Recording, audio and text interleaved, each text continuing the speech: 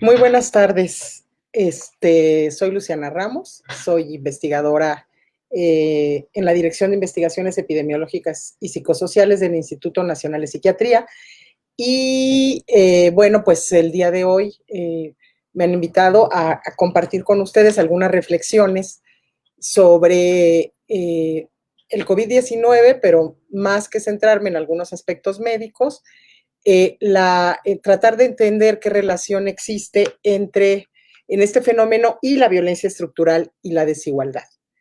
Entonces, voy a abordar datos en esta presentación, también algunos conceptos, y para que podamos al final hacer algunas reflexiones y podamos entender o acercarnos un poco más al por qué es importante considerar este concepto de la violencia estructural y la desigualdad en el caso de problemas de salud pública tan graves como el que estamos viviendo actualmente con la pandemia.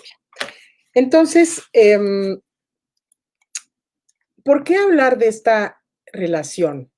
¿Y cuál es su relevancia? Bueno, es importante considerar que las epidemias y, bueno, en general las pandemias, se ha documentado que suelen afectar desproporcionadamente a poblaciones que previamente ya son vulnerables, que previamente han estado afectadas por situaciones tales como la pobreza, la discriminación o la opresión institucionalizada. Es decir, estamos hablando de que hay una situación previa eh, eh, de dificultad, de desigualdad, y cuando ocurre un tipo de crisis sanitaria, incluso también pasa con las catástrofes naturales o otro tipo de fenómenos, suelen ser entonces estas poblaciones previamente afectadas las que se ven también mucho mayor impactadas por estos fenómenos.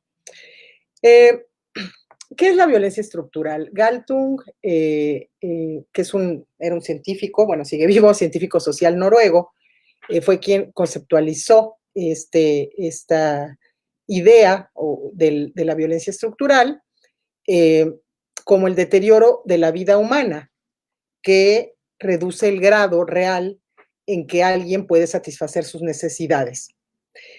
Eh, entonces, lo que es interesante con este concepto es que estamos hablando de que la violencia estructural se refiere a desigualdades que son evitables y que van a afectar de manera sistemática a ciertas personas o grupos de personas que tienen particulares características. Y lo que va a ocurrir es que entonces lo que se le niega a estas personas es que se cumplan necesidades humanas básicas. Entonces, esta es una situación que viven estos grupos y que entonces no necesariamente, perdón, no solamente dependen entonces de la persona el poder cumplir estas necesidades, sino que estas son situaciones que salen de su control. ¿Cuáles son estas necesidades humanas básicas? Galtung definió las necesidades humanas desde el desarrollo y explicó que este es un proceso de satisfacción progresiva de necesidades humanas básicas. Y de hecho propuso pues una tipología que están viendo ustedes aquí en su pantalla de necesidades y satisfactores que se contextualizan sobre todo en sociedades occidentales y que tienen que ver entonces con una necesidad que tiene un cierto objetivo y que va a tender a evitar algún tipo de situación particular que genera daño o sufrimiento. Digamos, respecto a la necesidad de seguridad, el objetivo de esta necesidad es promover la sobrevivencia y el objetivo es evitar la violencia individual y colectiva. Y entonces esto se puede lograr con medidas, digamos, de control, con leyes, incluso pues obviamente con una buena policía, etcétera. Respecto a la necesidad de bienestar y la provisión de agua y de aire, los movimientos y el descanso, la libre expresión, el sexo, la comunicación, la educación, el objetivo de esta necesidad de bienestar es evitar la miseria, y el satisfactor que sería relevante es pues la comida, el agua limpia, el aire, tener ropa, tener refugio, tener medicina preventiva y curativa, educación, tener protección laboral. La necesidad de identidad hace referencia a promover la autoexpresión, la creatividad, la realización de las potencialidades del bienestar, del disfrute, de esta necesidad de trascender, y el objetivo entonces es evitar la alienación, y el satisfactor entonces sería contar con trabajo, con ocio, con recreación, con buenos medios de comunicación, un buen entorno natural, y contar con creencias, valores, religión propia, ideología, etc.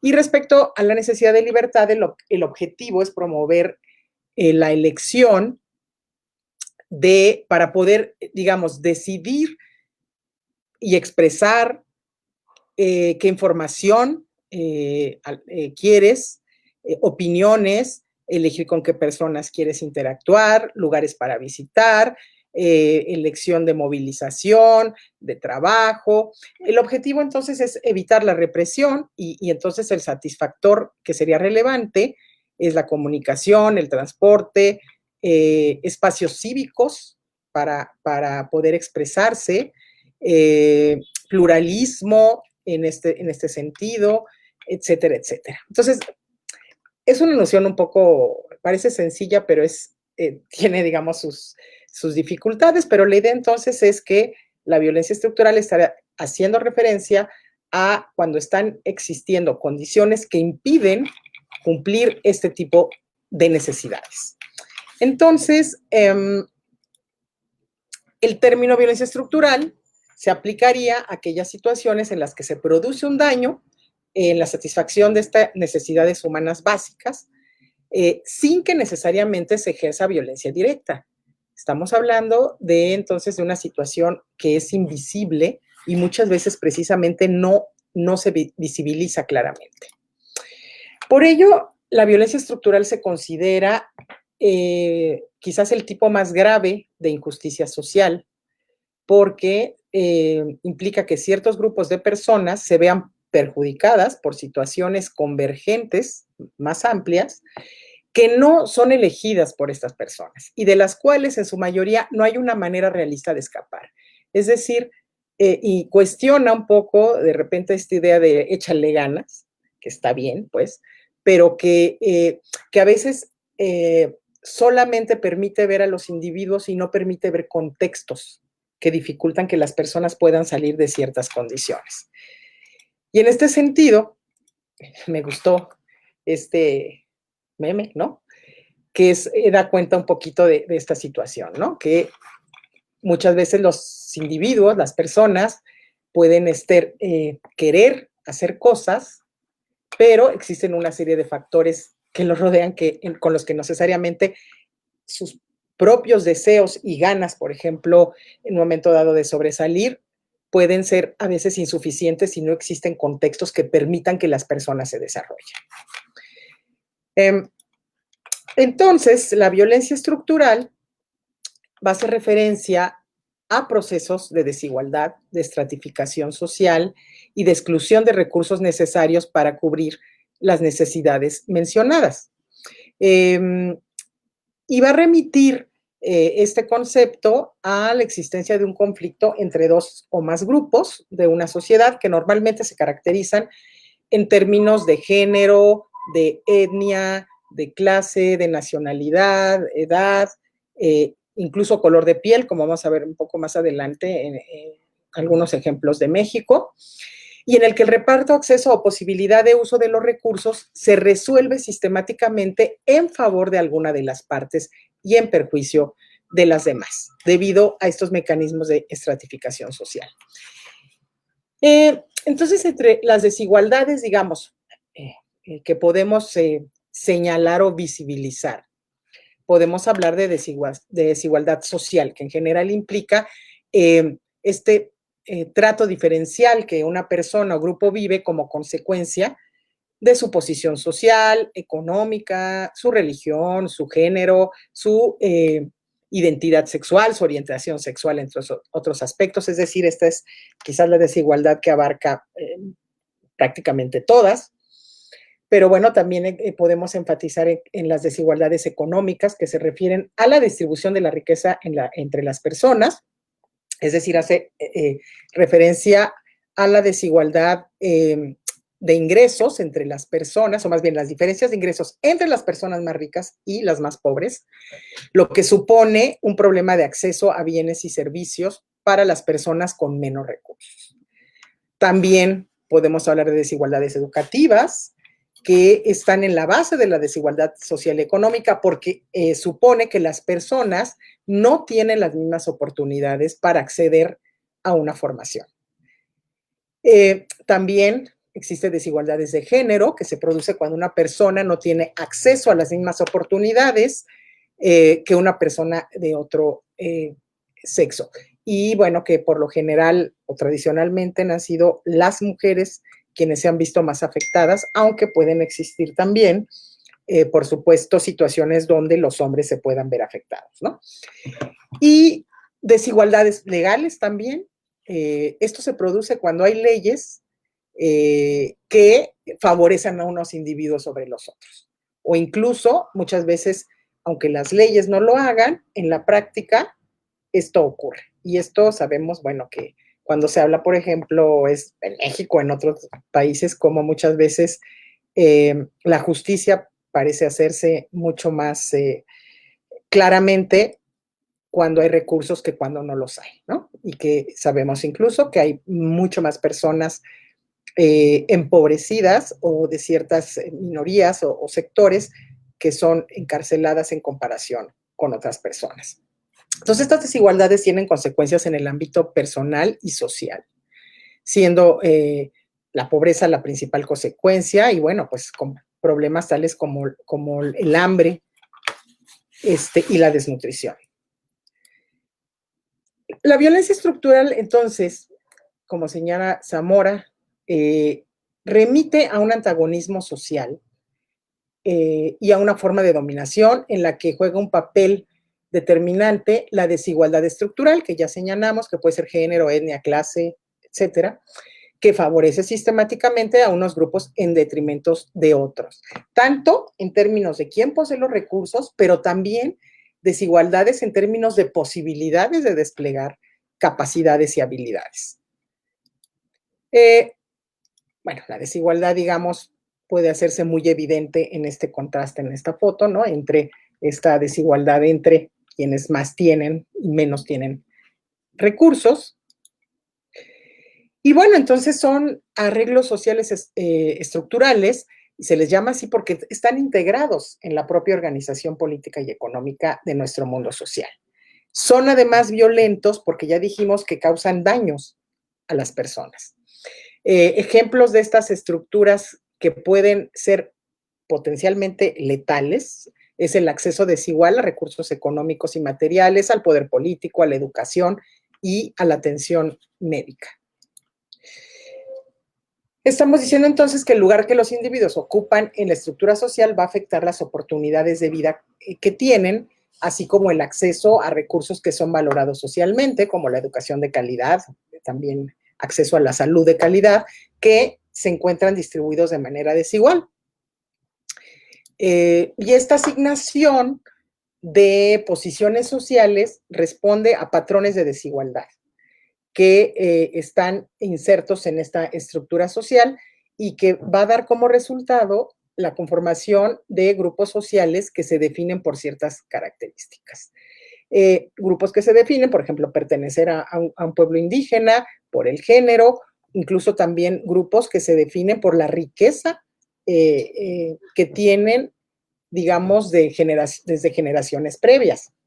Y entonces reproduce la estructura y la desigualdad social en términos económicos, sociales y políticos. Esta es una foto que a mí me parece muy impactante, ¿no?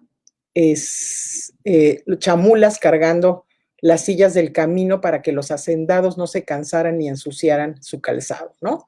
En Chiapas. Entonces, recientes, de alguna manera, creo que esta es, si no me falla la memoria, es de los años 50 todavía, o sea, es muy reciente. Vean esta, ¿no? Situación de las indígenas cargando a mujeres y niños, ¿no? Para que no se cansaran. Y esto, pues, el problema es que esto es violencia estructural de alguna manera y es considerada muchas veces como una costumbre, se hace invisible y no se considera que en realidad es así porque no es una violencia directa. Entonces, la violencia estructural, por lo tanto, es dañina y puede tener consecuencias letales. No, no la vemos inmediatamente, no es obvia, es involuntaria, es decir, una persona no, no se encuentra en una situación de este tipo por una elección, una decisión individual. Generalmente tiene efectos irreversibles e inevitables. Pensemos que en realidad no serían inevitables, quizás irreversibles, ¿no? Pero puede tener efectos a muy largo plazo. Disminuye el potencial de ciertos grupos de personas, se gesta a largo plazo y persiste por mucho tiempo. Digamos entonces que con independencia de los actos individuales, esta violencia, digamos, funciona y se enfoca en gran medida en causas socioeconómicas. La pobreza es extrema, por ejemplo. Es un tipo de violencia estructural que conduce a la miseria y empuja a las personas a situaciones estructuralmente más violentas. Pensemos en los cientos, miles de personas que huyen de Centroamérica hacia Estados Unidos, bueno, de México hasta hacia otros lugares, o las que huyen de países de África Central hacia Europa, donde la causa de estas migraciones y las violencias y violaciones a derechos humanos que se producen en esos viajes pueden describirse como situaciones estructuralmente violentas. Asimismo,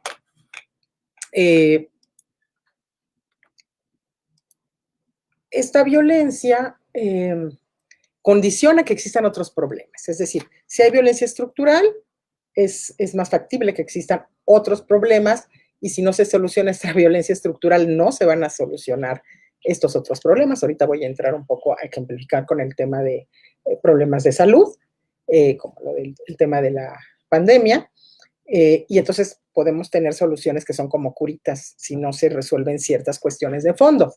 Asimismo, esta violencia no tiene un origen ni una solución que dependan solamente de un actor, ni de una sola acción. Requieren muchísimos actores y muchísimas acciones y por mucho tiempo. Y si no se resuelve, pues otros problemas tampoco pueden ser fácilmente modificados. Estas desigualdades estructurales se reflejan en hechos tan concretos como vivir menos años por parte de ciertos grupos, tener peor salud y no lograr desarrollar un potencial razonable como seres humanos. Así pues,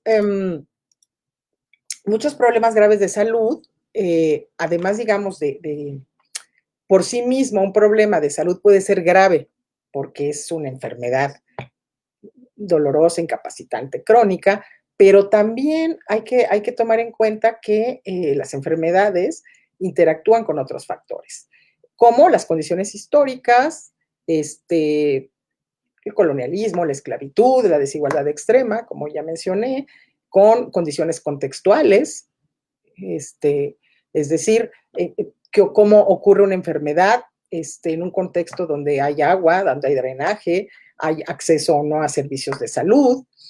Como decía yo, si estamos hablando también de poblaciones que históricamente han sido esclavizadas y que son y que tienen entonces una historia, ¿no?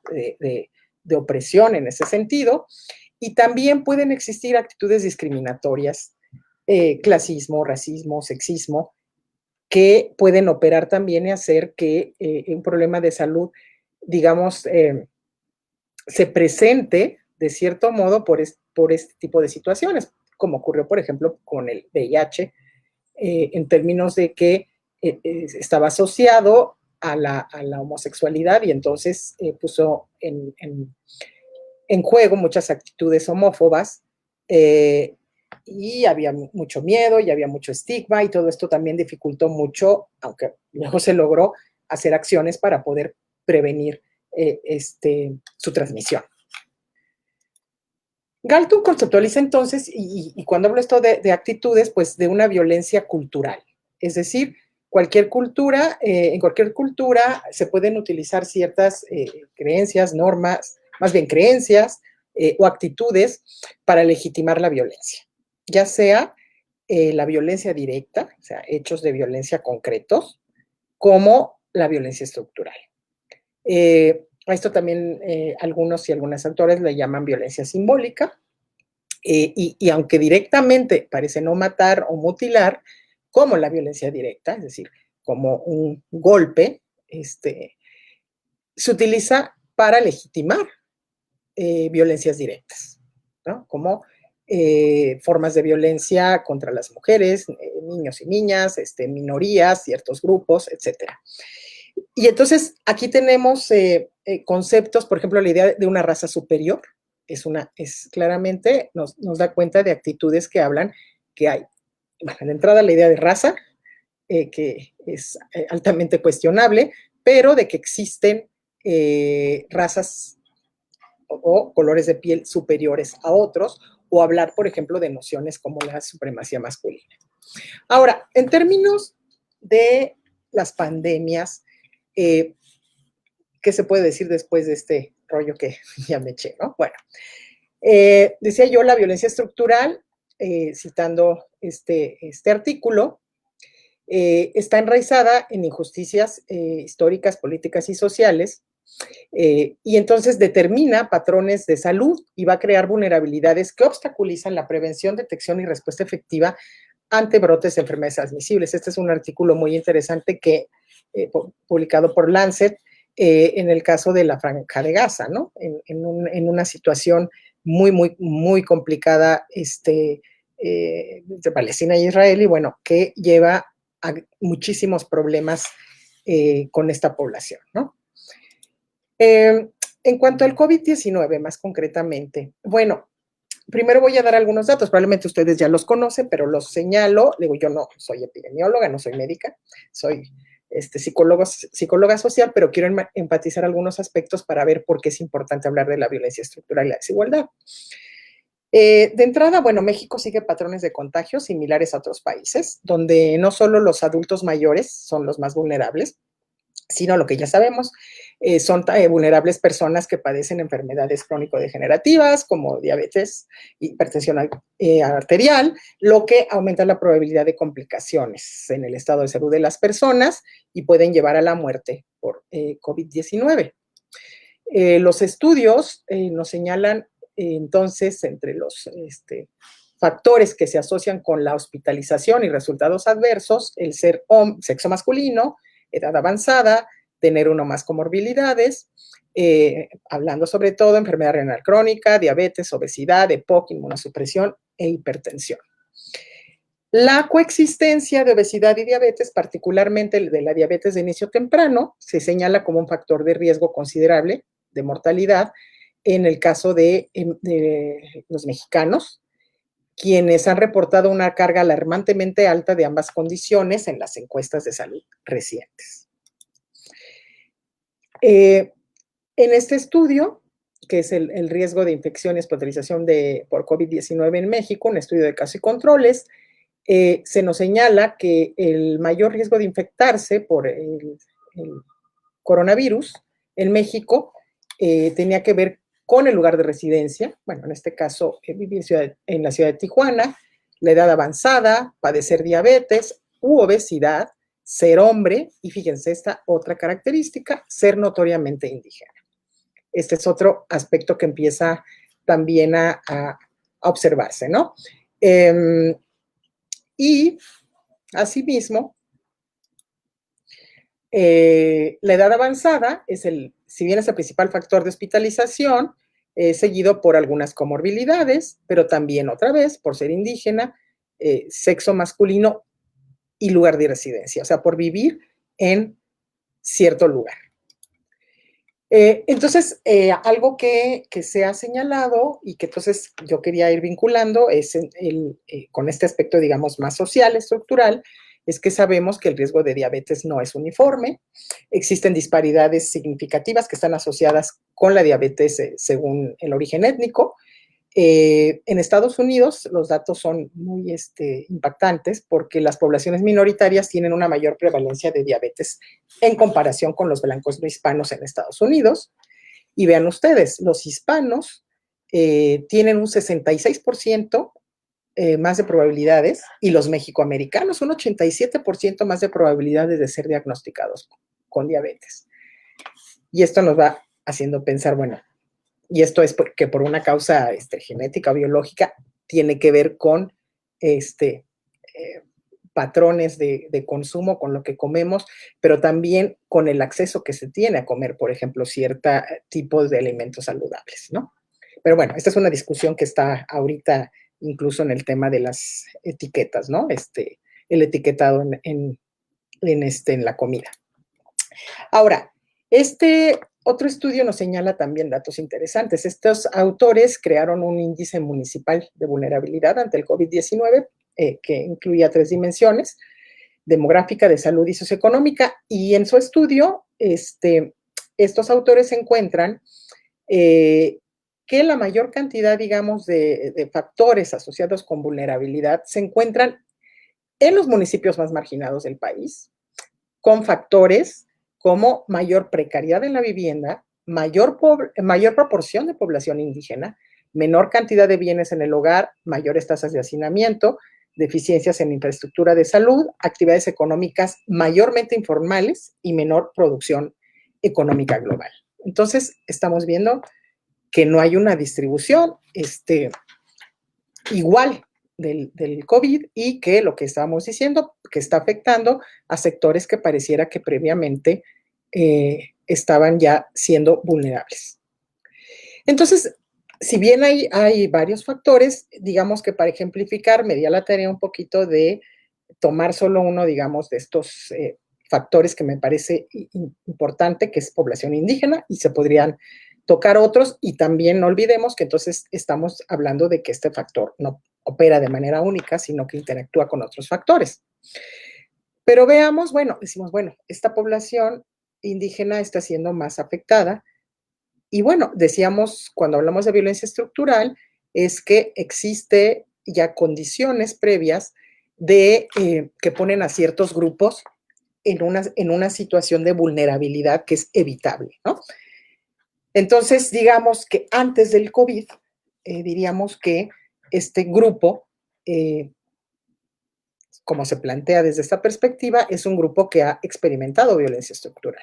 Bueno, ¿qué nos dicen algunos datos? Los mexicanos que hablan una lengua indígena tienen 5 veces más probabilidades que los que no de vivir en pobreza extrema.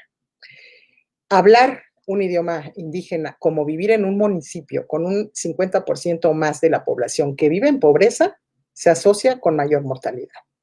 Entonces empezamos a ver esta asociación que empieza a haber de pertenecer a este grupo con la pobreza y con mayor mortalidad. Y esto puede tener que ver pues con el estado de salud preexistente, demoras en el acceso a la atención y que existe una calidad diferencial de la atención. También, por supuesto, las personas en pobreza pues tienen menos probabilidades de acceder a una seguridad social o a sistemas de salud privados, lo que aumenta su riesgo de mortalidad. Este dato ya no lo metí, pero lo oí en los medios, ¿no? Que es muy claro que es más alta la probabilidad de morir en un hospital público que en uno privado si uno llega, ¿no? Por la infección por coronavirus. Entonces, bueno, vayamos viendo esta situación y qué es lo que ocurre. Según la encuesta nacional de discriminación, sobre discriminación racial, del INEGI, La Encuesta Nacional de Discriminación 2017 del INEGI, la población, 20.2% de la población de 18 años y más, estamos hablando de una de cada 5, declaró haber sido discriminada en el último año. De la población indígena, que tenía 12 años o más, casi 1 de cada 4 declaró haber experimentado al menos una situación de discriminación en los últimos 5 años, y de la población indígena, el 75.6% consideró que las personas indígenas son poco valoradas por la mayoría de la gente. Y bueno, veamos aquí algunos datos de esta encuesta. Prácticamente el 30% de la población indígena declaró al menos un incidente donde se negaran derechos en los últimos años. Y vean ustedes que los de mayor ocurrencia fueron precisamente la negación de atención médica o medicamentos, estamos viendo con un 51.2%, el acceso para recibir apoyo de programas sociales, también la negación de atención o servicios en oficinas de gobierno y la oportunidad de trabajar u obtener un ascenso con un 15.9%. También esta encuesta nos señala, si ustedes ven, que la población se ha sentido discriminada por estas diferentes características.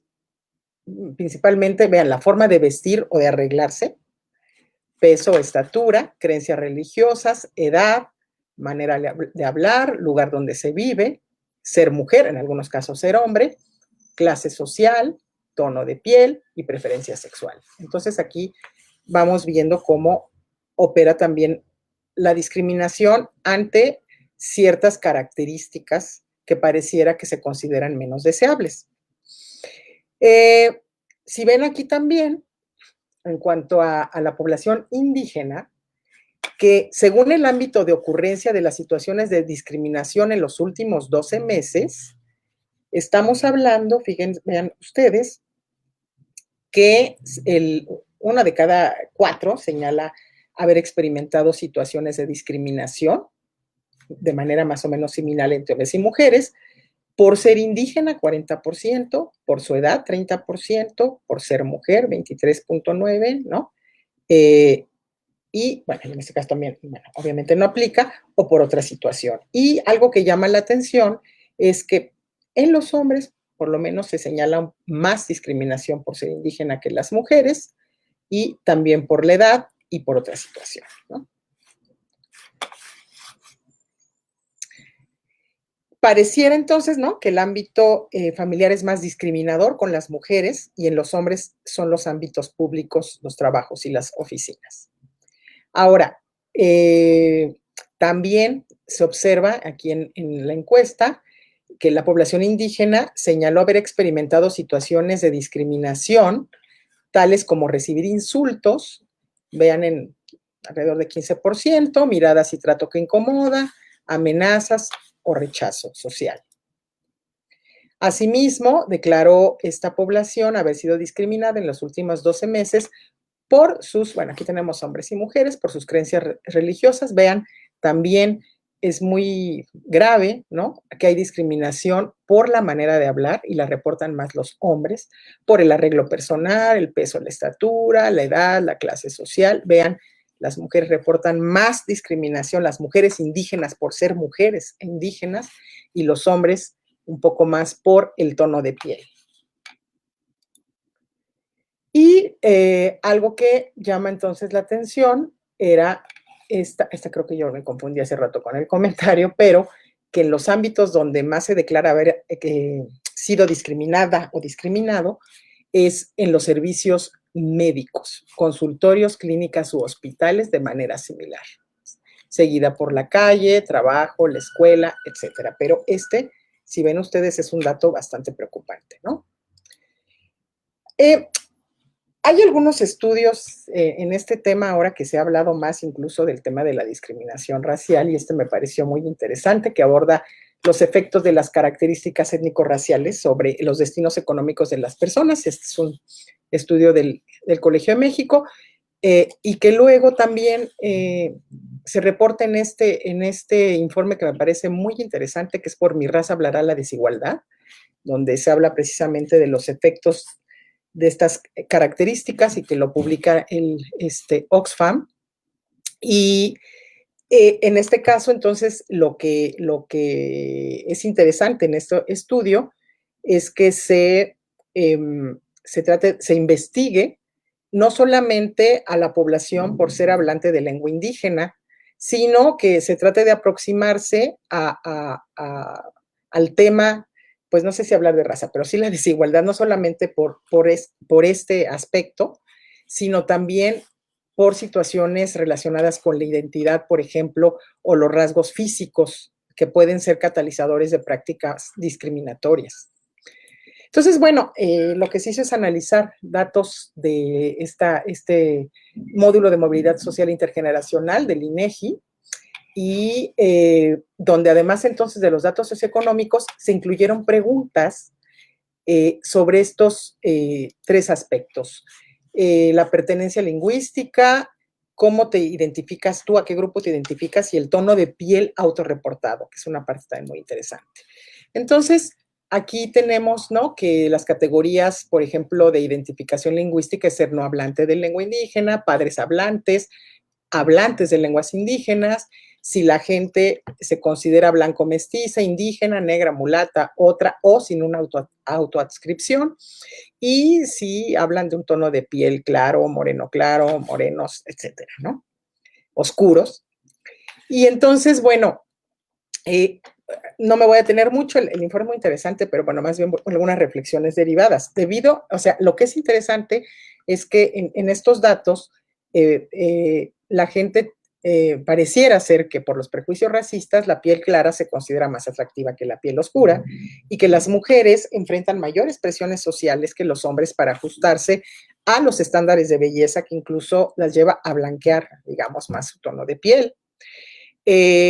Observan en este reporte que para todos, digamos, los grupos que revisaron, las personas blancas o mestizas con tonos de piel claro son las que tienen mayores ventajas en comparación con el resto de los perfiles. Me voy a apurar para que me dé tiempo a terminar. Entonces, algunas cosas que arroja este estudio es que en lugar de ser una ventaja, por ejemplo, el ser bilingüe, hablar una lengua indígena y castellano en México, este bilingüismo se asocia con menos oportunidades económicas, lo que habla, por ejemplo, de que somos una sociedad hostil al uso de lenguas indígenas, en la medida en que una persona se encuentre más alejada de esta condición lingüística indígena, mayor será su probabilidad, y esto lo notan en este estudio, de alcanzar una mejor posición económica. También la adscripción étnico-racial tuvo menor efecto, y se puede comprender como una construcción social que cambia en diferentes circunstancias. Es decir, es muy interesante, entonces también cómo las personas se pueden autonombrar. Pueden nombrarse indígena o mestizo y pueden transitar en estas categorías mucho en función de condiciones económicas. Y algo que es también muy interesante, que se hace evidente, es que las circunstancias étnico-raciales y las socioeconómicas están muy relacionadas históricamente porque están acumulando desventajas desde hace décadas, siglos, que se asocian al racismo y la discriminación desde generaciones previas. Y entonces la desigualdad de oportunidades económicas se asocia con ciertas características étnico-raciales que se explican por combinar esta historia de acumulación histórica de desventajas y el hecho de que actualmente sigan persistiendo prácticas de racismo y de discriminación. Entonces,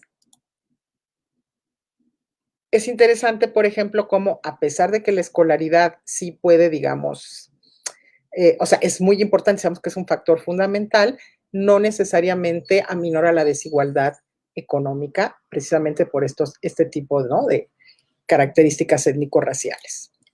Entonces, ¿Qué pasa con datos relacionados con población indígena concretamente? Este es un estudio en esta población. Y vean ustedes, los datos actuales sobre el impacto del COVID-19 en la población indígena demuestran inequidades significativas respecto a la población general. Nos señalan aquí el dato de que la letalidad en la población indígena es más elevada, mucho más elevada que la registrada en la población general, e incluso se duplica en ciertas comorbilidades. Estamos hablando que la letalidad en la población indígena es de casi 19% en comparación con la que se registra en la población general, que es del 12%. Entonces, este dato de entrada nos habla de que sí está afectando más a esta población. Y se señala en este estudio que precisamente los pueblos indígenas experimentan el impacto de factores estructurales, que determinan esta afectación diferenciada respecto a la población general, pero también participan de dicha vulnerabilidad las inequidades que existen al interior de sus comunidades y que se reproducen en prácticas culturales. Entonces, aquí los autores hacen dos ejes de análisis de los datos epidemiológicos para entender por qué ocurre este fenómeno donde hay mayor afectación, o en este caso mayor letalidad en esta población. Hablan, por un lado, el eje de la violencia estructural y el racismo institucional, y el otro eje son las manifestaciones culturales ante el COVID-19 en los pueblos indígenas. Y entonces, en este eje de la violencia estructural y racismo institucional, señalan precisamente lo que yo señalé previamente, cómo estas poblaciones indígenas se ven, viven esta violencia estructural a partir de los procesos de estratificación social que ha dañado la satisfacción de sus necesidades básicas, como el acceso a los servicios de salud, como además el racismo es una forma, además, cultural e ideológica que justifica el acceso inequitativo de los pueblos indígenas a dichos recursos. Esto tiene que ver con lo que yo señalaba, que también entonces hay violencia cultural. Las y los autores señalan en este artículo que esto se refleja en la no existencia de programas o recursos de salud específicos, donde se considere, por ejemplo, ciertos aspectos culturales o el idioma que hablan los grupos en particular, que son muchísimos en nuestro país. También de las dificultades, esto tiene que ver con las dificultades para el acceso a las instituciones de salud en función de dónde están ubicadas, que hay menos en zonas rurales que en zonas urbanas y en ciertos lugares que en otros. Y también reportan discriminación del personal de salud a las y los usuarios por su condición étnica basada en estereotipos. Ideas que parecieran que no, bueno, no sé si deberían, porque suena moral, pero que pareciera que estamos en otra época, pueden seguir persistiendo con la idea de los y las indígenas, que de alguna manera los siguen colocando como personas inferiores, menos inteligentes, con otros hábitos de higiene, en fin, ¿no? Una serie de estereotipos que siguen prevaleciendo en nuestro país y entonces, además, como decíamos, de vivir condiciones estructurales que los ponen en vulnerabilidad, a esto se une esta violencia cultural que entonces también reproduce una serie de estereotipos y que posibilita que se siga reproduciendo esta situación desigual. Y esto señalan también en el artículo, dicen ellos que todos estos factores estructurales, culturales, etcétera, llevaron, dicen, a medidas tardías e insuficientes de prevención con información lingüística y culturalmente adecuada sobre el COVID-19, lo que se une a una gran desconfianza que tienen estos pueblos indígenas hacia el sector salud. Además, dado que no se les consultó en el diseño y toma de decisiones sobre medidas sanitarias, no necesariamente las campañas, los mensajes, etcétera, que se utilizan para hablar, por ejemplo, las medidas de contención, todo esto, no necesariamente han sido diseñadas o fueron diseñadas tardíamente para este grupo y entonces también por eso están viéndose mucho más afectados.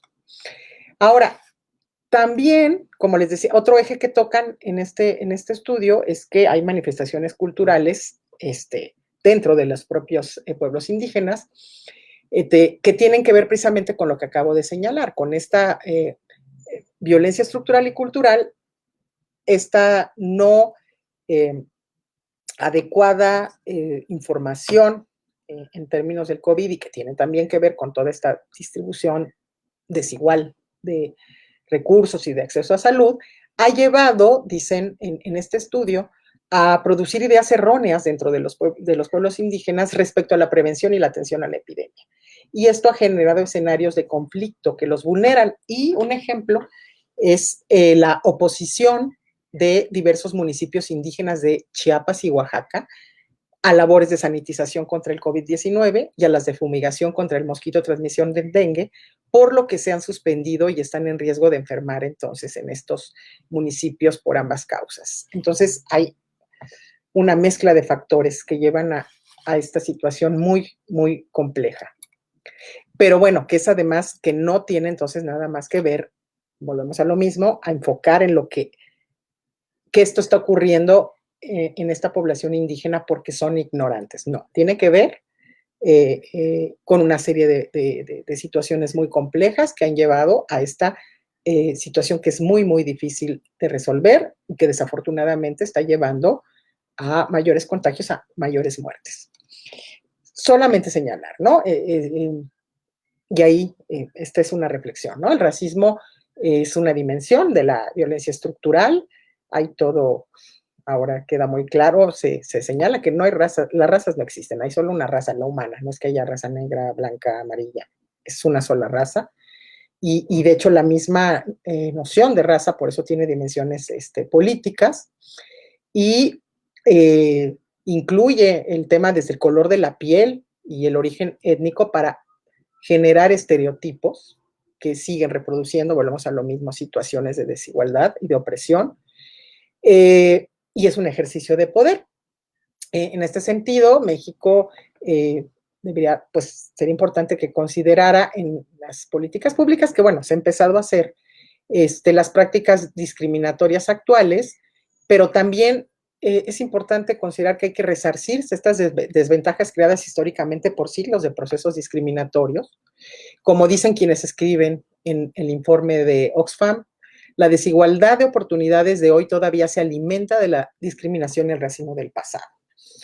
Entonces, bueno, hay que trabajar mucho en esta idea que si bien se habla de algo biológico, en realidad estamos hablando, como decíamos, de una construcción que se ha hecho sobre la raza, ¿no? Los ciertos atributos que se asignan a categorías de raza, ¿no? ¿Qué podemos ir cerrando con toda esta situación? Que espero que no haya sido muy confusa. Para mí era más que nada como permitir que reflexionemos en todo lo que está interactuando y les decía yo en este caso, considerando el tema de la población indígena, pero hay otros aspectos para ejemplificar la violencia estructural y la desigualdad.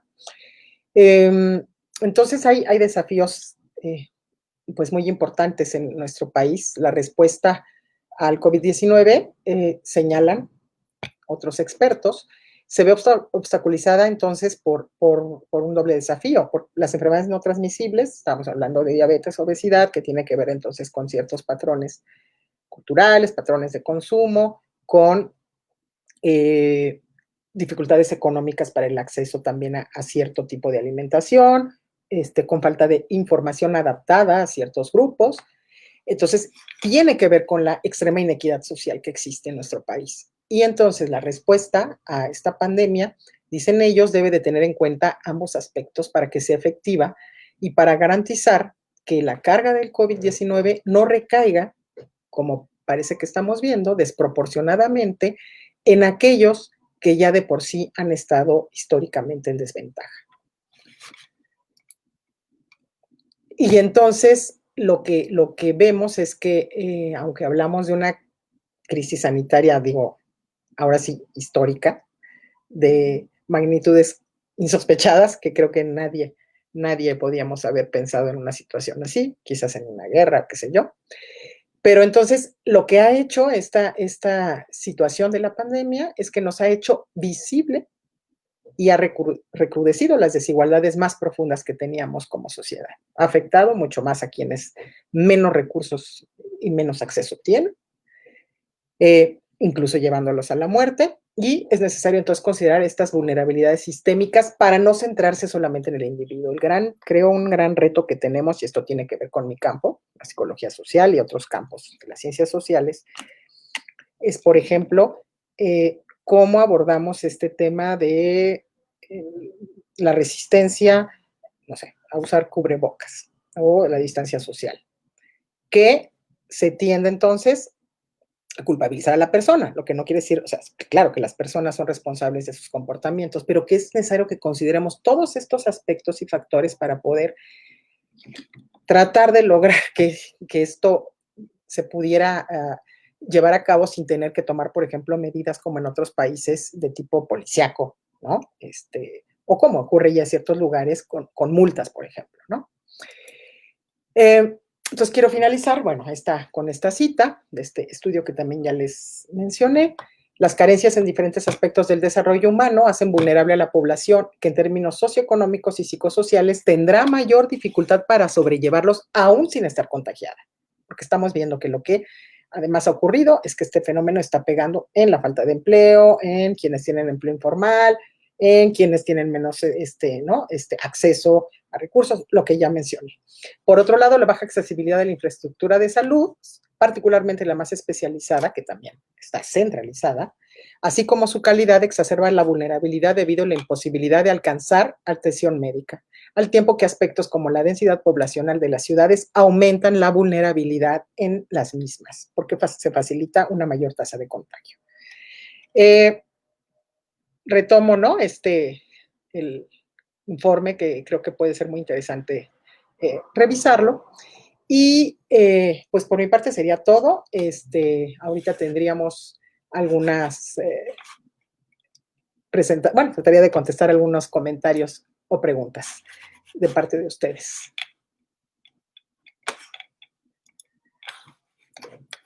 Wow, bueno. Son muchas. Saludos desde diferentes. Por mi raza hablar el espíritu desde Coaxoca. Seguramente nos dice Luis Gómez, la violencia estructural en el mismo sistema de salud hacia las y los médicos remarca estas brechas sociales. Claro, algo que es muy interesante es también pensar en que hay sectores que son más afectados en el propio, como dice aquí, personal de salud, y puede ser que ahí tenemos jerarquías y desigualdades entre la gente que se dedica a la enfermería, entre los médicos, enfermeras, trabajadoras sociales, quienes estas brechas sociales también se reproducen, por supuesto, en el propio personal. Dice Nacheli Cortés, temo que no es visible para quienes no tienen interés de ver. ¿Cómo ampliar la mirada de quienes no necesitan ver e incluso les es adverso ver la desigualdad? Ay, se está moviendo. Y amenaza la estructura que le tiene en el privilegio. Pues este es el reto que tenemos, porque como dicen, cuando tú eres privilegiado, privilegiada, no ves, no ves la situación. Entonces, esto se ha trabajado desde hace muchos años, pues como en el tema del feminismo, ¿no? En donde señala que a veces para los hombres no es tan fácil ver los privilegios que tienen porque están en esta situación. Entonces, va a llevar muchísimo tiempo. O sea, no sé cómo ampliar la mirada, pues hay que estarlo hablando, hay que señalar, creo yo, si es importante, esas consecuencias letales que tiene esta violencia estructural. O sea, no solo es una cuestión de voy a hacer memes y hago chistes racistas, homófobos, sexistas, misóginos, y no tienen un efecto. Esto sí tiene un efecto. Esto tiene un efecto porque reproduce, decíamos, estas desigualdades.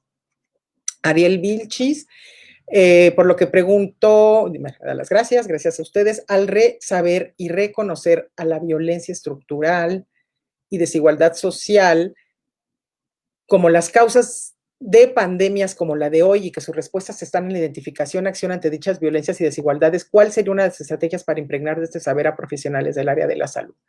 Pues yo creo que sí hay que enfatizar ciertos aspectos donde se habla menos de estos aspectos, Este, esta cuestión quizás de solamente hablar de estas situaciones negativas que están ocurriendo alrededor de la pandemia, como hablando de individuos o de situaciones negativas que incluso, por ejemplo, tienen que ver con las agresiones a personal de salud, sin tratar de visibilizar contextos de, ¿no? Esto decíamos de opresión, de pobreza o de diferencias culturales. Creo que es algo que se debe de hacer. Tendríamos, no sé, que pensar también que cuando diseñamos cierto tipo o sea, a nivel estructural, bueno, pues hay que cambiar, esto es muy difícil, o sea, hay que cambiar, tendríamos que tener una distribución de la riqueza mucho más equitativa, pero digamos, a nivel cultural, sí tendríamos que pensar de una manera más inclusiva, porque estamos pensando de una manera, ahora sí que muy blanca, porque nos sentimos además aquí, ¿no? Nos sentimos mestizos blancos, hay un tema ahí tan complicado. Políticas exitosas, es que, bueno, yo no soy experta, creo que muchas de ustedes que están en el campo de la salud pública, porque yo no hago como tal salud pública, me interesa, ¿no? Para entender estos fenómenos, pero bueno, tienen que ser políticas combinadas, tienen que ser además diseñadas con base a consultar también hacia quienes se hacen. Creo que aquí nos falla, ¿no? Lo digo nos porque quienes hemos participado de alguna manera en algún tipo de intervención en diferentes problemáticas, muchas veces no consultamos con quienes intervenimos, diseñamos, por ejemplo, en términos culturales, cómo diseñamos campañas que sean comprensivas a ciertos grupos y no sean hechas para un sector solamente.